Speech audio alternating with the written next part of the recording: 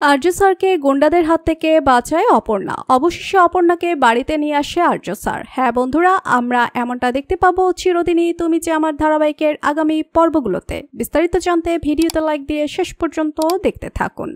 গুন্ডাদের থেকে প্রাণে বাঁচতে আর্য এবং অপর্ণা এসে চুপি চুপি লুকিয়ে পড়ে একটা মন্দিরে। রাত্রিবেলা আচমকাই একদল পুরোহিত মশাই সেই মন্দিরে উপস্থিত হয়। আর্য এবং অপর্ণাকে দেখে তারা ভুল বুঝতে শুরু করে। তবে এই ভুল বোঝাবুঝি আর বাড়তে না দিয়ে অপর্ণা হঠাৎই তাদেরকে বলে ওঠে, আপনারা আমাদের বেকার বেকার ভুল বুঝছেন, আমরা আসলে দুজনের স্বামী স্ত্রী। এরপর দেখা যায় পুরোহিতরা অপর্ণার কথা বিশ্বাস করে নেয় এবং আর্য অপর্ণাকে তারা অংশ নিতে বলে তাদের রাধা মাধবের পুজোয়। পুরোহিত রাধা মাধবের পুজো করতে থাকলে আর্য এবং অপর্ণা মন দিয়ে সেই পুজো দেখতে থাকে। অন্যদিকে দেখা যায় হোটেলে আর্য আর অপর্ণাকে খুঁজে না পেয়ে কিঙ্কর আর মীরা গাড়ি নিয়ে বেরিয়ে পড়ে অতীত দুজনকে খুঁজতে।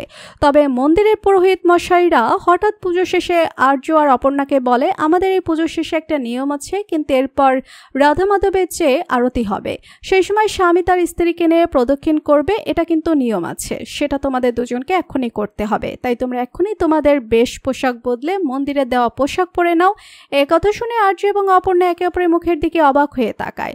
তো বন্ধুরা, তোমরা এমনটাই চাও যে মন্দিরে পুরোহিত মশাই হঠাৎ করে আর্যকে অপর্ণা স্মৃতিতে সিঁদুর পরিয়ে দিতে বলে, আর সেই সময় যদি কিঙ্কর আর মীরা এসে চমকে যায়? তোমাদের কি মতামত লিখে জানিয়ে দাও কমেন্ট করে।